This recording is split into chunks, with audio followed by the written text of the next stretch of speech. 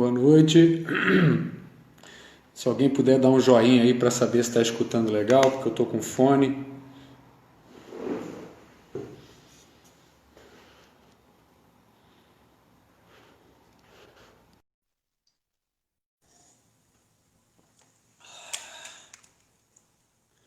Dá para ouvir? Fala, Edmo, Éder, meu amigo. tudo bem? Você me Grande ouve bem, Eder. Edmo? Eu não tô te Tá me ouvindo. ouvindo? Agora eu tô. Não? Agora Ah, eu tô. tudo bem. Agora. Muito bem. Grande Igor. Quanto tempo, Edmur?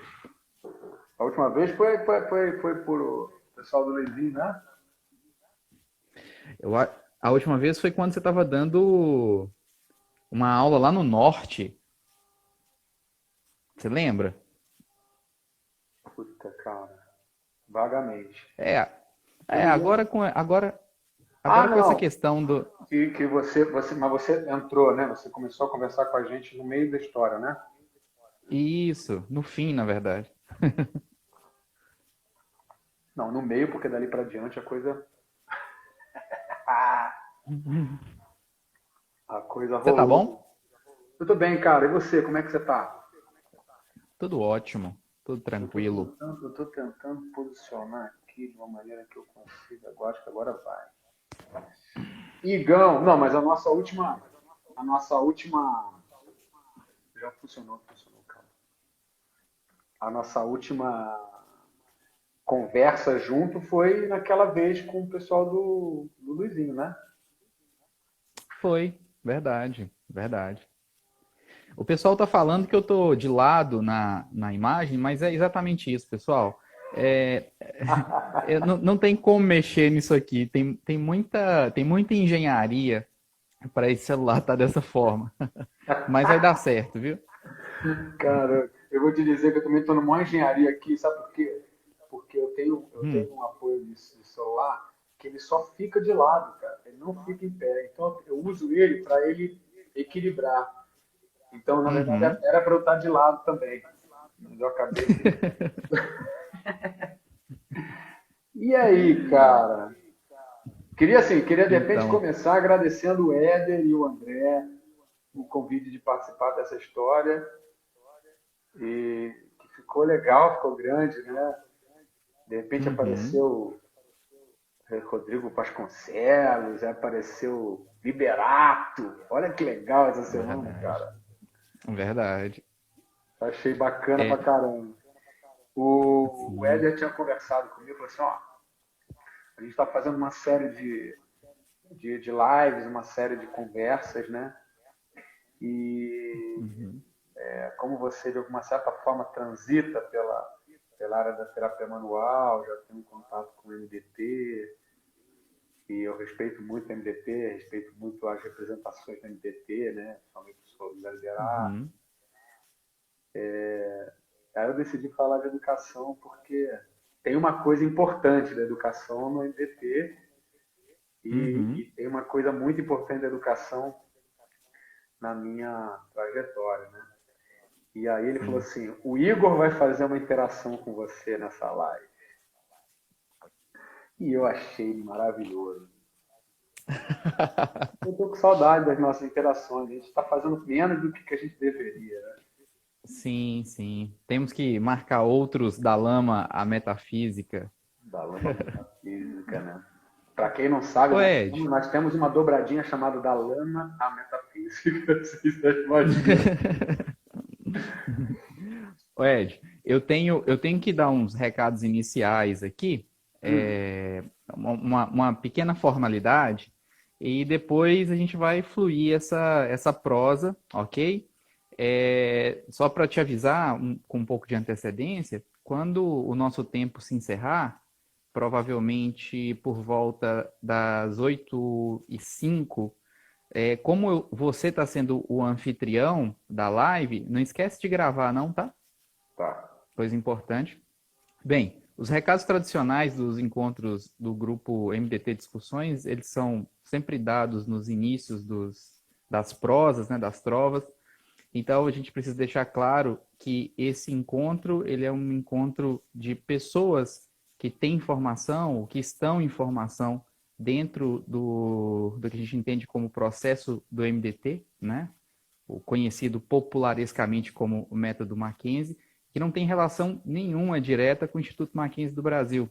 Ou seja, tudo que for dito aqui não representa a opinião do Instituto Mackenzie do Brasil, pois é uma iniciativa autônoma, ok? Isso é sempre bom que fique claro no início das lives. E o Éder pediu também para passar alguns recados, o Andrezinho também, que basicamente a live do Rodrigo Vasconcelos e do Silvio Xavier, que ocorreria amanhã, ela foi transferida para quinta-feira, ok? A temática que eles abordarão será o MDT baseado em valor. Então, só lembrando, terça-feira não tem live. Essa live de terça foi transferida para quinta-feira, com Rodrigo Vasconcelos e o Silvio Xavier como moderador. Na quarta-feira, nós teremos uma live assaz inusitada, que é do Yoav Suprum, um israelense, moderado pela Mariana, uma colega que, salvo erro, está nos Estados Unidos ou no Canadá, ok? Então, a live do Yoav ocorrerá na quarta-feira e ele vai falar sobre marketing e MDT, ok? E na sexta-feira, fechando com chave de ouro, o professor José Liberato Júnior será entrevistado pelo colega Rodrigo Garcia. E a temática, obviamente, é o MDT em sua forma pura, né? O estado da arte do MDT. E eu espero que todos nós possamos assistir essa live para aprender um pouco mais com o professor Liberato, ok? Bem, esses eram os recados oficiais. É a única coisa que eu tenho escrita aqui, de uma forma bastante ordeira nesse papel. E a partir de agora, a gente não tem mais roteiro, ok? A gente vai fazer uma coisa que as máquinas que as máquinas elas não são capazes de fazer, que é a improvisação barra criatividade. Bem, eu tenho aqui na minha frente um grande amigo, uma pessoa que me é muito cara, que é o Edmur Paranhos, uma pessoa que dispensa apresentações, mas que, de forma bastante reduzida, eu poderia dizer que é um grande fisioterapeuta, mas isso talvez seja muito pequeno perto do que exatamente ele é para mim, pessoalmente.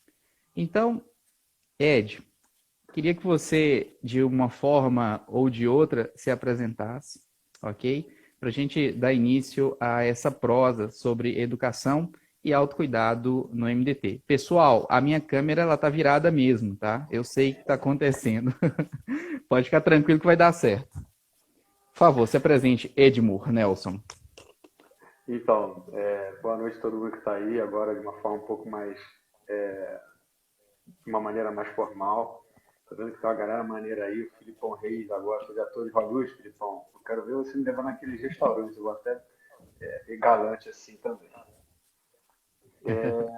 Igão, eu me considero uma pessoa super simples, cara, sabe? Eu não sou um fisioterapeuta grande, não. Eu sou um fisioterapeuta normal. Tenho uma sala, uma maca, tenho alguns apetrechos de movimento, tenho um tatame lá no lugar que eu atendo, tenho um trampolim, bola, elástico, peso. Eu sou bem fisioterapeutão mesmo, mas eu tenho uma influência muito grande da osteopatia, da terapia manual. O meu percurso, na verdade, foi a partir da terapia manual, encontrando a osteopatia e voltando, fazendo aquela coisa rizomática do ir e vir, que é o meu processo educativo, né? Caótico, assim, né? Não é muito ordeiro como você já conhece. Fiz as formações básicas da terapia manual, né? Estudei o Mason, fiz com a Carla Daniele, estudei o Mulligan com o mestre Palmiro. Palmiro foi talvez talvez não, certamente Palmiro é a minha grande referência, assim, a partir da onde eu comecei a trilhar o meu caminho na fisioterapia, assim, eu tenho a minha vida acadêmica tem um divisor de águas que é o Palmiro. E a minha vida profissional começa com o Palmiro, né? E o Palmiro tem Uhum. essa. Já conhecia o Maitland há muito tempo, é um dos representantes do conceito Mulligan, fez a formação no Mackenzie nos dois momentos, né, com o professor Liberato. Ouvi muito falar do professor Liberato com o Palmiro. A gente já estudava alguns fundamentos do Mackenzie, do Palmiro, antes de eu começar a fazer a formação. Eu comecei a fazer a formação, mas eu ainda não terminei. Estou devendo ao professor Uhum. Liberato a continuidade, em Belo Horizonte. A minha vida, assim, eu tenho uma vida intelectual acadêmica que está relacionado com a minha formação em filosofia da educação, no mestrado que eu fiz na UFRJ. Então ali eu comecei a sistematizar um pouco mais a minha busca da educação, mas mesmo a minha sistematização na busca da educação foi com um fisioterapeuta que com fisioterapeuta, com um filósofo que já era muito subversivo dentro da faculdade, né? Ele estudava Paulo Freire e Rubem Alves, e a esteira da proposta metodológica do Rubem Alves, ele também estudava poetas e a significação da educação pelos atores do processo educacional, né? Então, ele pegava, no caso do meu professor, a escolha dele, o professor Hilbert, que é um filósofo que deu aula para fisioterapeuta na minha faculdade, assim, depois que eu saí, mas por coincidência. E eu vou chamar ele para a gente ter uma conversa sobre como que a gente pode pensar a filosofia na saúde, mas pelo olhar de um filósofo, né? Eu acho que vai ser bem interessante. E ele escolheu o Paulo Leminski para falar sobre, para fazer esse processo de estudar se a poesia do Paulo Leminski podia provocar uma ressignificação do conceito de educação pelos professores. Então ele pegava um monte de professores, distribuía leituras sobre educação positivista, educação baseada na proposta do Augusto Comte, do Johann Herbach, que foi o alemão que foi um dos maiores entusiastas da educação tal qual a gente conhece hoje, com muitas carteiras, com silêncio dos alunos sentados, olhando um professor que tem o conteúdo metodificado, que ele passa o conteúdo, e esse conteúdo ele é feito baseado na repetição. Então ele pegou esses caras, ele dava alguns textos desses caras para esse grupo de pessoas ler, e aí fazia uma roda de conversa, e nessa roda de conversa ele gravava a conversa do grupo e ficava contando quantas vezes aparecia palavras relacionadas às categorias que ele abria. Uhum. Depois disso, ele fazia a mesma roda, só que ao invés de botar essas leituras, ele colocava Paulo Leminski. O Rubem Alves fez isso com o Fernando Pessoa, fez isso com a Adélia Prado, é uma mineira. Eu estou na terra da Adélia Prado. Fez isso, Divinópolis, né? fez isso com a poesia da Adélia Prado, né? O Rubem Alves, também mineiro, que depois foi se radicar na Unicamp, filósofo, pastor, se não me engano, metodista. Psicanalista, assim, um cara super interessante, falecido. Hoje completa 5 anos do falecimento do professor Rubem Alves, por grande acaso. A gente está falando de educação, então não dava para passar Sim. desapercebido, assim. Então, viva mestre Rubem Alves. E aí o meu professor resolveu fazer com o Paulo Leminski. E o Paulo Leminski é um transgressor absoluto, assim, ele é um transgressor total, não só das ideias, mas da língua. Eu me lembro que a gente estudou um livro do Paulo Leminski chamado Catatal.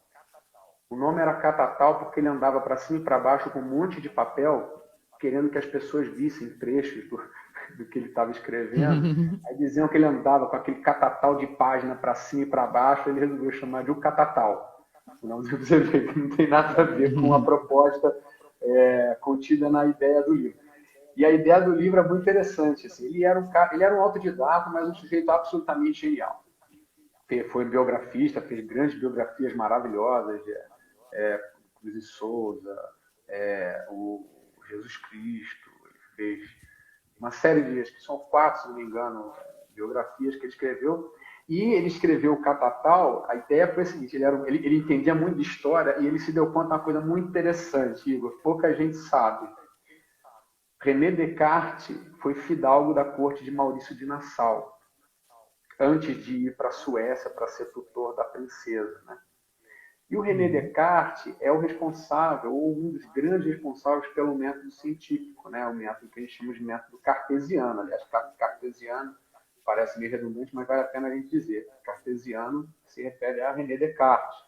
René Descartes foi um físico do século XVIII que criou a metodologia. E como René Descartes foi fidalgo da corte de Maurício de Nassau, ele também tinha sido convidado, junto com uma série de pesquisadores na Holanda, para vir para o Brasil para poder pesquisar o Brasil, né? E todo mundo aqui sabe que o Brasil foi colonizado também pelos holandeses no Nordeste. Ali eles eram radicados na terra de Pernambuco, ali em Olinda, na estado de Recife. Se não me engano, essa parte da história eu não sei exatamente, já ouvi, mas... E ele então, mas René Descartes acabou não vindo para o Brasil porque ele optou por sair da corte e ir para tutorar a princesa. Tinha recebido uma proposta, acabou indo, e isso acho que foi a derrota dele, porque era um sujeito que acordava tarde, era um boêmio, e ele lá tinha que acordar muito cedo e muito provavelmente uma boa parte do ano no escuro absoluto. Então acho que ele morreu de depressão. Se tivesse vindo para o Brasil, seria muito melhor.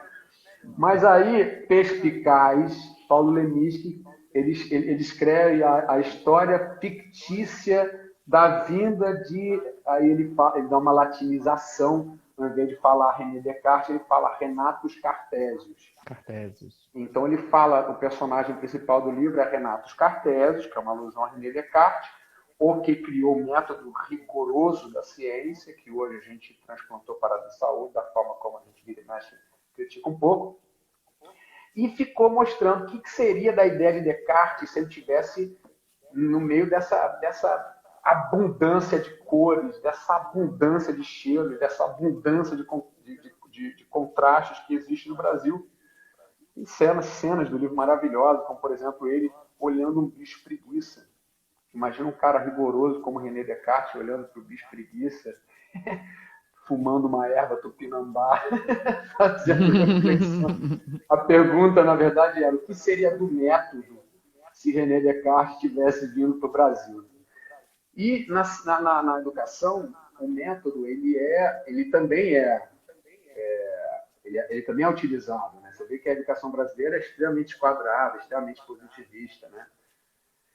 E aí esse professor Helber, ele trazia essas propostas absolutamente transgressoras do Leminski numa leitura, e as professoras começavam a conversar sobre educação depois de passarem por aquela leitura. Então, a parte que eu sistematizei o meu estudo na educação, e é por isso que eu fiz essa digressão, foi, apesar de um pouco mais formal, num curso stricto sensu, sério, como é o curso da Faculdade de Educação da UFRJ, foi com um professor que tinha um pé na transgressão, né? Então, a minha tendência é pensar a educação de uma forma pouco convencional, né? Essa talvez seja uma apresentação que ajuda para o nosso contexto aqui na nossa conversa. Apresentações são sempre difíceis, né, Edmur? Apresentações são sempre caixinhas de surpresa, né? Embora pareça que há um script, mas normalmente a gente sempre vai elucubrando e conseguindo encaixar mais peças, né? Bem, a gente, embora não tenha um roteiro, eu acredito que duas palavras ou dois verbos, né? Eles vão nortear um pouco a nossa conversa. Um seria o verbo educar, e o outro seria o verbo cuidar, com um desdobramento que poderia ser chamado de autocuidado, né? De autogestão. Então, eu acredito que a gente vai fazer algum tipo de convergência de pensamento em cima desses dois conceitos. E eu queria fazer uma pequena fala, só para fazer talvez um contexto para aquelas pessoas que estão assistindo a gente aqui, que talvez não tenham contato, por exemplo, com a metodologia do MDT. Eu acho que vale a pena talvez dizer uma situação. Eu sou de uma época na graduação, Edmur, eu acho que você também é mais ou menos... Bem, você se formou antes de mim, né? Embora eu pareça mais velho, mas você se formou antes de mim. O tempo não foi tão generoso comigo. Quando você tirou a barba, você estava parecendo um adolescente, né? Você Então, viu? eu sou de uma época, Ed, onde os professores falavam na graduação que quando você fazia extensão, você estava fazendo Mackenzie, e quando você fazia flexão, você fazia Williams, Eu também. né? E eu fiquei com isso no meu, na minha cabeça, rodando por muitos anos, até que por algumas convergências do destino, eu fui trabalhar com o André, que é o meu sócio, um dos idealizadores aí dessa live, né? O Andrezinho. O Andrezinho fez a formação. E ele me falou uma coisa super interessante, cara, que aí eu acho que vai começar essa nossa prosa a esquentar, que foi o seguinte: ô, senhor Igor, é muito interessante porque, de um modo geral, a gente ensina os pacientes a cuidarem deles próprios em casa. Vez ou outra que o cara vai na clínica e tal, para fazer alguns testes, mas é uma pegada diferente. E eu falei, mas como assim? Eu fui formado em terapia manual, né? Sobretudo terapia manual ortopédica. Depois me enveredei pela senda da quiropraxia, estudei bastante. Depois fiz as formações tradicionais em Mulligan, Maitland, né? O Palmiro, tenho o Palmiro como um dos grandes mentores, não só para questões profissionais, como um grande pai, assim, que eu tenho, um padrinho, digamos assim. E eu sempre fui por esse caminho, e esse caminho, via de regra, ele também tem um pouco, sobretudo no Mulligan, né? Você tem um pouco da questão do self-treatment, né? O cara vai para casa fazendo exercício. E aí, quando o André falou isso comigo no Marquinhos, eu falei, uai, então deve ser que é meio parecido, vamos ver como é que são as coisas. E aí fui fazer os cursos em Belo Horizonte. A minha formação ainda também é incompleta, eu devo algumas visitas ainda ao consultório lá do Liberato, né, nos cursos. Mas eu fiquei muito encantado com essa questão do autogerenciamento, do autocuidado que o paciente tem que ter consigo, né? E aí vem uma questão que eu queria colocar para você, Ed. A gente tem muita informação hoje no mundo, né? Existe informação para várias coisas, informações valiosas, informações completamente inúteis. Mas quando você conversa com seu paciente e fala com ele que ele tem que fazer algum tipo de mudança no estilo de vida, ou que ele tem que fazer algum movimento repetido para que aqueles sintomas regridam e para que toda uma convergência de movimentos que sejam mais precisos e mais funcionais apareçam, ressurjam ou reapareçam. E às vezes o cara não entende isso. Ele acha que você está delirando, ele acha que o caminho não é esse, ele prefere a panaceia do medicamento, ou ele prefere as questões que envolvem procedimentos mais invasivos, com agulhas, com lâminas, etc. e tal. Como que a gente faz, Edmur? Como que a gente faz para educar essas pessoas a terem esse autocuidado? Como é que a gente ensina as pessoas a cuidar delas próprias? O que você acha disso? Na minha cabeça veio a primeira coisa será que a gente tem que se responsabilizar para fazer com que a pessoa se cuide? Ou será que basta que a gente se coloque como uma referência para que se for do desejo daquela pessoa buscar o autocuidado, ela pode saber que encontra braço em você. Você sabe por que eu estou fazendo essa consideração, Igor? Porque eu vejo que os colegas muitas vezes ficam muito angustiados porque eles fazem tudo para o paciente mudar quando acontece, né? E os pacientes não Uhum. mudam. E geralmente quando eu escuto isso, eu escuto em tom de reclamação. É uma lamúria sem fim, né? Uma lamúria, cara. É uma lamúria e que gera uma frustração na pessoa que está ali se dedicando. Eu, Uhum. sinceramente, eu faço o melhor que eu posso para o meu paciente. Eu compro o barulho dele. mas eu faço isso, às vezes, 1 hora por semana, durante algumas semanas. Às vezes, 2 horas em 2 momentos diferentes na semana. Às vezes, 1 hora a cada 15 dias. Tem pessoas que vêm uma vez por mês. E não faz isso porque não respeita o que eu falo, não respeita o que eu faço. Ele faz isso porque é do sistema de crença dele. E eu costumo dizer uma coisa, eu não sei se alguém já que está vendo a nossa live agora já me ouviu falar nisso, e aí eu vou estar um pouco repetitivo, você me desculpe por isso, mas eu acho que essa imagem é muito legal. Eu sempre penso assim, Igor, você com certeza já ouviu isso 357 vezes, mas eu considero que cada movimento que a gente faz,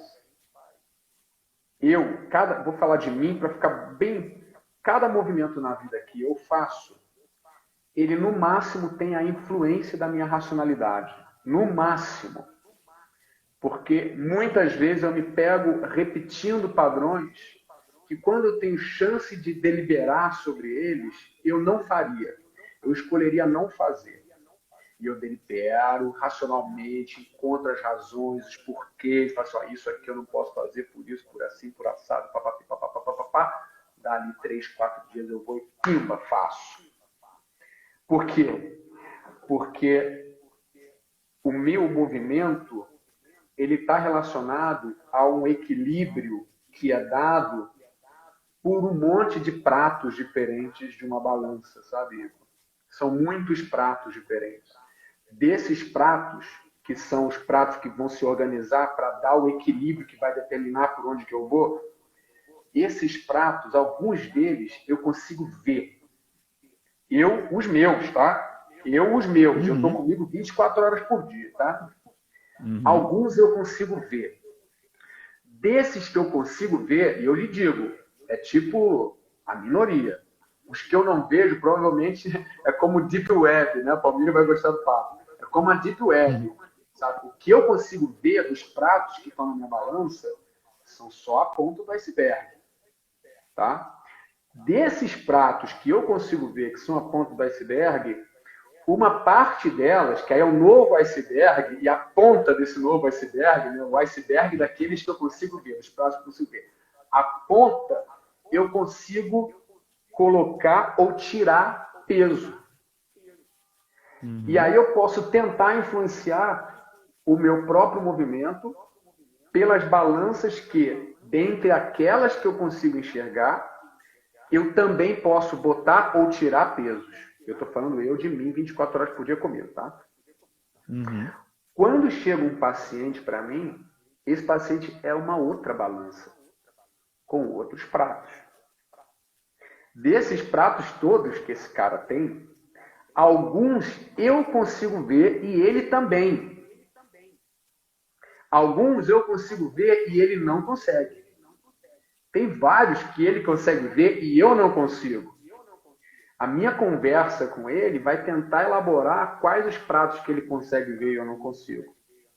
Às vezes, nós dois vemos os mesmos pratos, mas eu tenho algumas ferramentas que eu posso tentar compartilhar com eles, que vai fazer com que eles consigam botar e tirar peso em pratos que eles viam, mas não conseguiam botar e tirar o peso. E eu tenho 1 hora por semana para fazer isso. Às vezes 1 hora, 2 vezes por semana. Então, a primeira pergunta que vem para mim é: será que eu realmente tenho que vestir a responsabilidade de garantir que um paciente vai realizar uma proposta que eu levo para ele? Essa talvez seja a primeira grande questão que eu acho que a gente precisa alinhar. Eu, sinceramente, não acho. Eu acho que a gente tem que oferecer para o paciente o que tem de melhor em termos de pesquisa científica, o que está disponível para a gente hoje, o que a gente fala muito na nossa área. A gente tem que fazer a melhor investigação possível, também à luz das evidências. A gente tem que disponibilizar para ele a nossa presença com a nossa própria experiência de vida e nossa experiência profissional, para a gente fazer esse compartilhamento. Se o prato que a gente encontrou, quando a gente coloca um peso, gera bastante desequilíbrio, é aí que a gente consegue fazer esse camarada sair do lugar. E já que a gente está falando de educação, a primeira meta da educação está no próprio espírito da palavra. Educação vem do latim ex, do sere. Ex, para fora, do sere, caminho. Então, educação é pegar uma pessoa que está indo num caminho e tirar ela desse caminho. Talvez a primeira coisa que a gente deva fazer, ao invés de pensar que a gente tem que fazer o paciente adotar determinadas práticas, é talvez pensar que ele deva desadotar determinadas práticas. É dar um encontrão com ele, que às vezes é um encontrão amoroso e às vezes é um encontrão um pouco mais forte, né? Mas a primeira coisa, se a gente pensa em educação, é tirar ele do lugar para onde ele está indo. E uma educação para o autocuidado é perceber o que do movimento dele gera um processo de boicote dele e oferecer para ele essa imagem, para ele ver com um pouco mais de racionalidade, para tentar ajudar. Esse é o componente racional. Mas, principalmente, Igor, e talvez aí isso ajude a gente até a poder não se responsabilizar, mas garantir que consiga um pouquinho mais do que tirar ele do lugar, que é fazer ele ir para um determinado lugar, ou perto do lugar que a gente acha que talvez seja mais adequado para ele, que não é através da racionalidade, que é através do desejo. Talvez esse tenha sido o maior legado do Rubem Alves. E é um legado para a educação brasileira que a gente não encontra nas propostas educacionais que são trabalhadas dentro da área de saúde para a gente. A área de saúde, trazendo educação, já traz uma coisa maravilhosa, que é uma novidade. Assim, gente, olha só, o que a pessoa significa do processo dela interfere diretamente em tudo dela. Produção de hormônio, produção de máscara tônica, né? Máscaras sociais, determinadas alterações do padrão de movimento, movimentos mal adaptativos e por aí vai. Né? E que com a educação a gente consegue, mudando a significação dele, mudar determinadas formas de se movimentar, encorajar, diminuir a vigilância, aquela coisa toda que a gente sabe. Para isso, a gente tem a racionalidade, que é o que está sendo discutido, mas o legado do Rubem Alves, que é o que está falando, é o que ele chamava, ele é um psicanalista, ele chamava de pedagogia do inconsciente.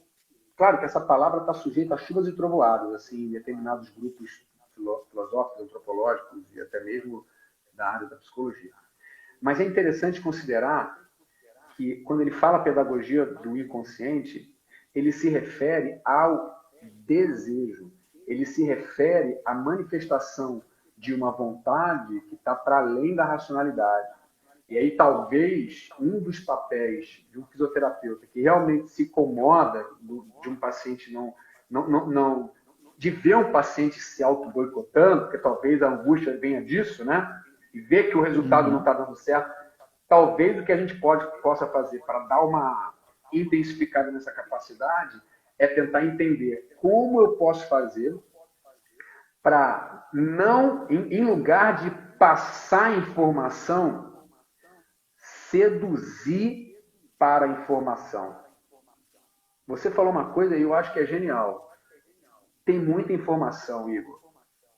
A gente faz a formação do MDT e de fato, o MDT foi uma ferramenta para mim muito sensacional.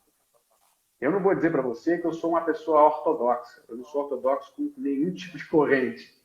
Mas eu posso dizer para você tranquilamente que muito do que eu pensava intuitivamente e a minha experiência me fez indo, voltando, errando, acertando, ajustar, eu encontrei sistematizado no MDT. O MDT é um método criado por um empirista genial, Robert McKenzie. Um sujeito que olhava para o agir dele e ele não estava só preocupado em aplicar técnica, ele estava ali aberto para qualquer novidade fenomênica que pudesse aparecer, e a partir daquela novidade fenomênica, ele elaborava uma linha de raciocínio que ele acabava sistematizando por repetição, que é o que você faz provavelmente e que é o que eu faço. Quando eu fiz o MDT, eu percebi, cara, que aquilo me dava uma série de ferramentas. Agora, por mais interessante seja o MDT, por mais seduzido que o profissional que aplica o método, que trabalha, que visualiza o paciente a partir da perspectiva que está contida na proposta do MDT, por mais seduzido que esse profissional seja do que ele está trazendo de verdade, aquele paciente está entrando no consultório dele, muitas vezes, depois de ter entrado no consultório de 20 pessoas, às vezes com um consultório mais bonito, mais caro, mais bem indicado, com mais diplomas, ou às vezes que fala uma língua mais parecida. Quer dizer, a informação que a gente está dando para essa pessoa é uma gota no oceano de informação que aquela pessoa já passou, não só por outros profissionais muitas vezes, mas por amigos íntimos, pessoas que ele julga que são pessoas experientes da vida que poderiam ajudar nesse campo. E às vezes a informação conflita. Então, assim, um dos grandes problemas que eu vejo nisso que você está trazendo para mim, que eu estou chamando, porque eu não lembro exatamente a expressão que você usou, mas eu estou chamando de angústia do terapeuta que não consegue ver a proposta, o paciente aderindo à proposta, né? Eu acho que muito desse problema é acreditar que a razão é suficiente para fazer uma pessoa mudar de conduta. Para isso, uma coisa só, eu peço para as pessoas refletirem sobre. Veja, você que está me vendo agora, você consegue mudar por causa de um encontro de 50 minutos com alguém e uma conversa, por mais que pareça racional? Né? Faz sentido isso para você, Igor? Faz. Inclusive, esse final, essa questão do apego à racionalidade e a racionalidade como uma entidade não suficiente sozinha para mudança de comportamento, cai muito na história da própria concepção do método cartesiano, do próprio René Descartes, onde, ao passar dos anos, já não mais com ele, a ciência resolveu encasular-se na ideia do método e perde a retórica e a oratória com aquele ou com aqueles a qual ela serve, né? Então a gente fica sempre naquela história do cientista e do clínico e do cientista que fala para a população. E isso é algo bastante complexo. Eu acho que a gente sempre acaba discutindo sobre isso em algum momento. Mas para a gente não perder um pouco também aqui o fio da meada, Ed, você falou coisas muito importantes e eu queria falar um pouco sobre duas coisas contigo. Você me deu um panorama muito interessante acerca dessa ideia, né, dessa lamúria constante do fisioterapeuta quando não atendido em suas expectativas. E agora eu vou falar um pouco para você, me veio à mente aqui agora, o trabalho de um cara que eu sou muito fã, que não é um fisioterapeuta. A maior parte das pessoas que eu leio são de outras searas. É um psicólogo chamado Kai Karos, um cara que eu sou muito fã. Ele, em 2018, ele escreveu um artigo onde ele pega muito a questão da esfera social da dor, né? Aquela porção onde o fenômeno doloroso se manifesta, que é na questão social. E ele fala de uma articulação entre a perda da autonomia, a perda do pertencimento e a sensação de injustiça. Então a gente está falando de não autonomia, despertencimento e injustiça. Engrenagens, isso não são tópicos, são engrenagens que estão se movimentando, criando uma dinâmica própria. Dentro da questão da injustiça, Edmur, o próprio Kai Karos, ele aponta nesse artigo, está publicado na PEN, é um artigo super legal para ser lido.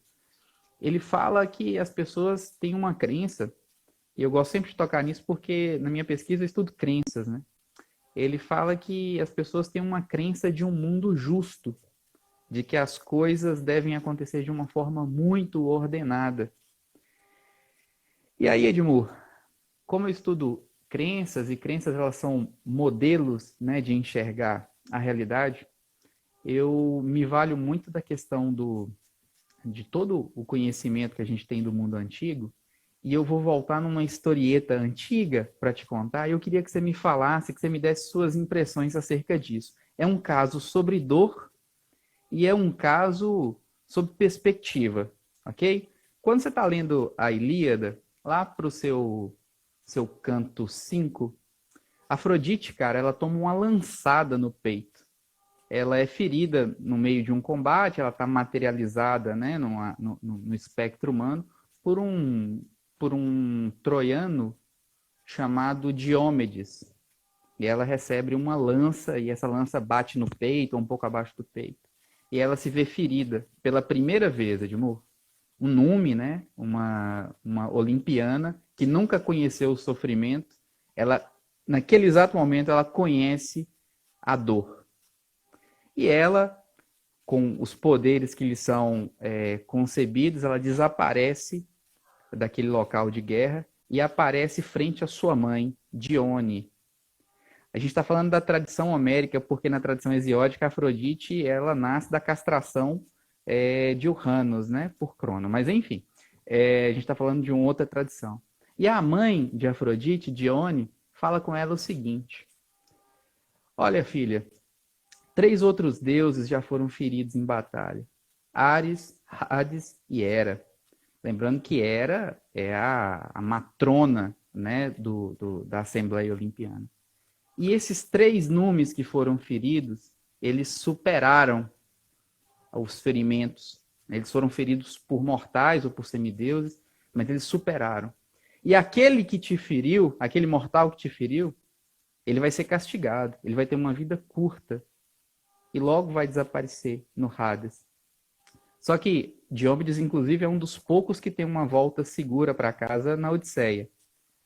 E essa historieta, ela para mim, ela é interessante porque a mãe de uma deusa, de um nume, tenta acalmar esse nume com a perspectiva de que outros numes tinham sido feridos e tinham superado o ferimento. E ela coloca para a filha que aquele que te causou sofrimento vai ser punido.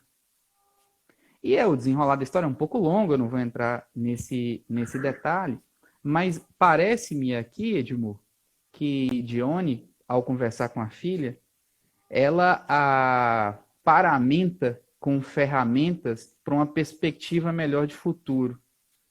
Na minha humílima concepção, Dione, ela dá um pouco de autonomia no meio do sofrimento para Afrodite. É uma percepção minha. Isso me veio à mente hoje. Eu estava relendo algumas coisas da Ilíada e me veio isso à mente. Você acha que a gente faz mais ou menos isso com os nossos pacientes? A gente tenta criar comparativos. Olha, o seu joelho está assim, mas olha o do Ronaldinho, como é que foi? Você vai superar isso. Você acha que a gente tem essa tendência? E você acha isso saudável? Excelente questão, cara. Eu acho que você falou que essa projeção de que tudo vai ficar bem para Afrodite, de Dione, dá essa autonomia, mas olha que interessante. Para isso, ela falou tanto do pertencimento, ela falou assim, olha, assim como você, várias pessoas do seu meio social também passaram Uhum. por isso. E Uhum. o prognóstico foi esse. Uhum. Uma das coisas que eu vejo que o MDT faz, que é muito interessante, é o seguinte, ó. Vamos buscar um movimento que você consiga fazer e que gera alívio, ou que gera padrões que a gente considera como padrões de bons prognósticos, por exemplo, centralização. Vamos buscar fazer movimentos que geram centralização e diminuição do sintoma.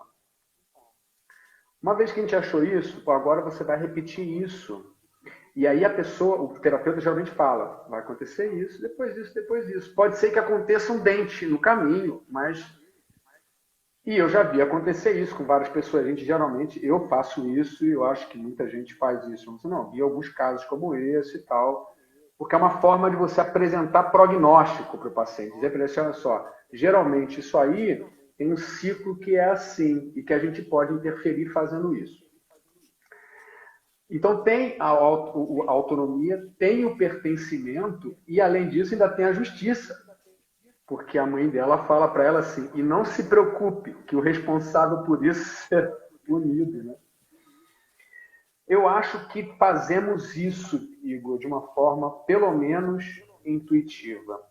Todos os fisioterapeutas que eu já vi atuando, em algum momento do seu processo de cuidar, vai virar para a pessoa e vai procurar consolar aquela pessoa dizendo que ele, como terapeuta, já passou,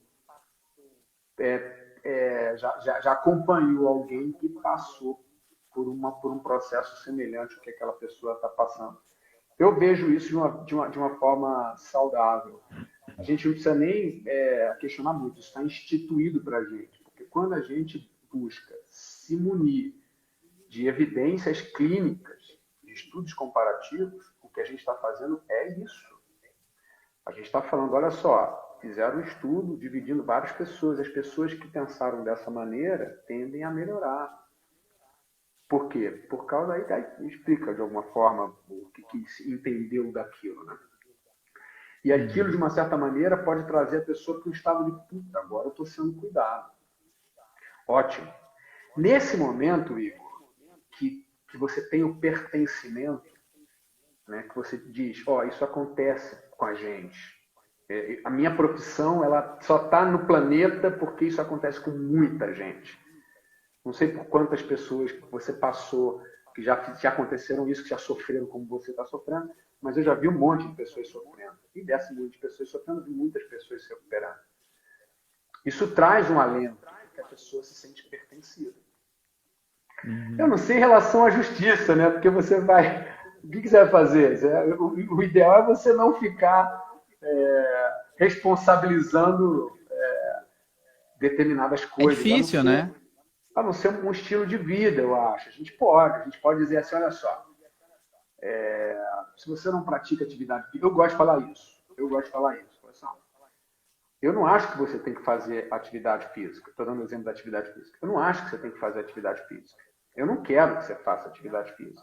Na verdade, eu quero te ajudar. E a forma como eu posso te ajudar é dizendo para você sobre o que eu sei dessas condições que você está trazendo para mim. E eu vejo que as pessoas que melhoram, a boa parte adere à atividade física. A gente vê que a atividade física é realmente uma prática que ajuda pessoas que têm dor crônica, né? Agora, se você vai fazer, depende de você, porque assim, não fazer também traz ganhos para essa pessoa, Igor. Não fazer traz ganhos.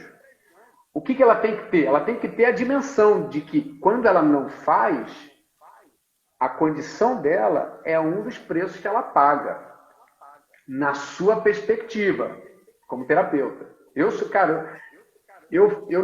não afirmo. Quando o paciente chega para mim, eu falo assim, olha só, na minha perspectiva, se você busca se alimentar melhor, se você busca praticar atividade física, se você busca meditar, não meditar de uma forma caricata, mas a essência da meditação, se você busca ter uma vida mais equilibrada, isso tende a fazer com que você diminua a chance de entrar numa crise como essa. Isso é de uma forma lata, né? Sim. O MDT tem uma coisa que é interessante. A maior parte do modelo educativo do MDT está se evoluindo, como está evoluindo o que a gente entende de dor, naturalmente. Mas o MDT tem uma coisa muito forte com a biomecânica. Toda a proposta de movimentos, quando a gente vai tentar classificar, é baseado nas respostas mecânicas, né? Muitas vezes é suficiente você fazer uma pessoa se sentir pertencida se você fala em biomecânica. Porque a biomecânica tem uma coisa abstrata que iguala todo mundo. Existem trabalhos que mostram que pessoas que são submetidas à explicação mecânica, pessoas com dor crônica. Esses trabalhos estão narrados naquele livro do Lowe de Pentedura, né? O Therapeutic Neuroscience Education. Education.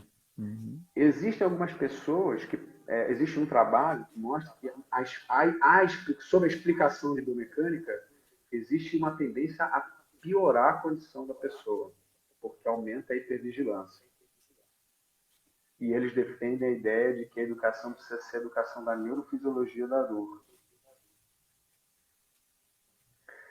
Eu tenho a impressão de que quando você explica pela biomecânica, de uma certa forma você vai para o abstrato, você vai para o mais geral, então dá mais pertencimento. Quando você vai para a neurofisiologia, você explica como que pode ser individual, e aí você vai para o mais específico. Eu tenho a ideia de que o que a gente vai explicar para o paciente sempre vai depender do sistema de crenças dele. O que você vai fazer para gerar a possibilidade de autonomia, pertencimento, a sensação de justiça, eu não sei nem como refletir. Então, eu não vou entrar nesse lugar. É difícil. Uhum. Né? Não vou entrar nesse lugar. Sim. Mas, voltando para a sua pergunta, se você consegue trazer o cara para a percepção de que ele é como qualquer outra pessoa que também passou por aquela condição, ele provavelmente vai aumentar a chance de acreditar que ele pode gerar também um processo de melhora. Uhum. Então, o da justiça eu não sei, mas certamente que o pertencimento eu acho que pode ajudar, então eu não vejo com maldade você fazer alguns comparativos. Eu acho que tem que ter cuidado, você não pode sair fazendo comparações já que é dadas a priori, né? Assim, clichês. Você deve ter sensibilidade para, de repente, comparar, e não já chegar querendo comparar, mas sempre comparar com a ideia do pertencimento. E quando você abre a confiança, porque quando o paciente se sente pertencente, quando ele olha para você e fala, esse cara pode me ajudar porque ele passou por experiência, ele viu outras pessoas assim, então agora eu estou mais seguro, aí que a gente tem que ter cuidado com a autonomia.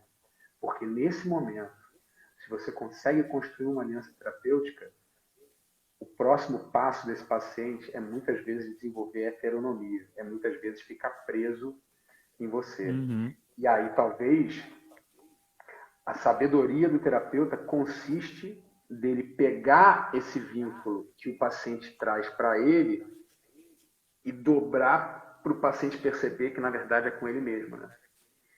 E isso, Igor, já acontece, porque é aquilo que você falou. Por que às vezes o paciente não adere como a gente gostaria?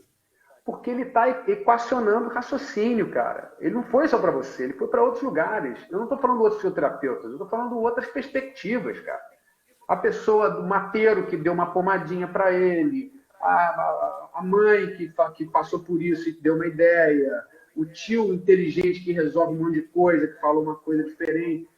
A nossa fala, ela tá duelando com todas essas possibilidades, né? E isso talvez é uma perspectiva muito... A nossa perspectiva de acreditar que o paciente que venha até o nosso consultório com a cabeça vazia, demonstra francamente uma ideia de educação bancária, né? De uma educação onde você deposita as suas moedinhas na cabeça do paciente, onde você retira, de certa forma, suas crenças, né? Seus modelos de mundo e coloca na cabeça do sujeito e enfim. E não é muito por aí. Paulo Freire já debatia muito isso, né? Ô, Edmur, sobretudo no livro do Adrian Lowe e do Poentedura, tem uma coisa muito interessante, eles falam realmente de fato da neurobiologia, né, em boa medida. Eu estava conversando com o Marquinhos esse final de semana, existe um capítulo naquele livro, salvo erro, capítulo 8, capítulo 7º, 9º, não sei, onde eles usam exemplos estruturais, né? E eu acho que casa muito bem com o que você falou, porque não é proibido usar do seu conhecimento, principalmente o seu, né, que é um cara que é fanático com anatomia, que adora anatomia. Eu adoro, sentido, eu confesso. Então, eu também curto. Hoje eu uso menos, mas eu acho que é aquela questão da sensibilidade. Por exemplo, hoje eu uso menos terapia manual com os meus pacientes do que quando eu comecei a minha trajetória na terapia manual ortopédica, né? E aí eu acho que também entram questões que vão estar relacionadas ao feeling, ao fato de a gente, né, tá vendo sempre vários pacientes e começar a entender, além, obviamente, de prognósticos, né, as curvas ROC, etc., que você tem que analisar nos artigos, mas o mais importante é o trato com outro humano, né? Então, quando você está ali de frente com o paciente, é a hora que todas aquelas fórmulas, é a hora que toda a estatística, ela se mistura e aquilo ali tem que se materializar, tal, não de forma literal, eu digo, mas tem que se materializar numa ação, né? Onde você consiga, de certa forma, moldar um pouco e mudar um pouco a experiência do sujeito que te procura, para uma experiência preferencialmente melhor, né? Eu queria aproveitar o gancho, onde a gente falou um pouco da educação bancária, né? E me veio à mente uma passagem bem interessante de um aforismo schopenhaueriano, muito legal. E embora Schopenhauer seja um pessimista, né? Certa feita ele estava andando pelas ruas de Dresden e ele estava olhando uns jardins, uns canteiros bonitos num bairro. E ele estava observando bastante essas plantas, né, essas flores. E um vizinho mané viu pela janela um cara com cabelo daquele tamanho, né, bem estranho, atípico. Ele chamou a guarda para ver o que estava acontecendo. Afinal de contas, o Homo sapiens, de um modo geral, tem horror ao que é estranho, né? E ele chama a polícia pro velho Chopp. E o Chopp tá lá olhando as suas flores, etc e tal. O guarda chega, cutuca ele com o cacetete, daquela forma bem clássica, né, de abordagem, e fala: quem é você? E aí Schopenhauer vira para ele e diz: eu agradeceria muito se o senhor conseguisse me dar essa resposta. E aí, cara, vem a pergunta: quem é a fisioterapia, Edmundo? É Ou o tudo que que a é a boca come, fisioterapia? amigo. É tudo que a boca come? Mestre Chapinha de Angola. Pastinha de Angola. Pastinha, eu só falo Chapinha. Mestre Pastinha. E aí, mas você acha que é tudo mesmo que a boca come? Não, não acho não. Eu acho que a gente tem uma responsabilidade profissional moderna. Quando eu falo profissional moderno, eu estou dizendo que nós somos outorgados, sermos fisioterapeutas, por um conselho, existe uma regulação. Então, eu não posso dizer que eu sou fisioterapeuta e fazer uma coisa que está fora do escopo de visão da fisioterapia. Então, não é tudo que a boca come no sentido mais do que figurativo, né? Eu falo isso Uhum. porque a Nossa gente tem live que... vai acabar em alguns minutos, só para te falar. Aí, É, quando terminar, você já abre outra. Tá ok? tá, pra gente tá. Tá. Então, eu estava falando, peraí, não é exatamente tudo que a boca come, porque nós temos uma formação específica, nós nos encontramos com pares desde sempre para falar Uhum. sobre como que o cuidado se dá, como que é a fisioterapia, o que é a fisioterapia, nós negociamos o que são as técnicas de fisioterapia, muitas vezes pelo amor, muitas vezes pela briga. Você vê hoje vários grupos se digladiando, porque uns acham que a fisioterapia tem que incorporar uma coisa, outros acham que não, e que tem pá. Então a gente vai viver essa disputa eternamente, que eu acho que é saudável. E o fisioterapeuta ele tem que, de uma certa forma, não se destacar tanto para que ele possa saber, para que ele possa dizer que a fisioterapia as pessoas sabem mais ou menos o que vão procurar. Eu vou terminar essa descrição na próxima, então, para a gente encerrar. Na outra, faltam Perfeito. 10 segundos. Perfeito. É só o tempo de Perfeito. salvar e abrir a outra. Beleza, pessoal? Beleza, Brunão? Abraço. Abraço. Até a próxima.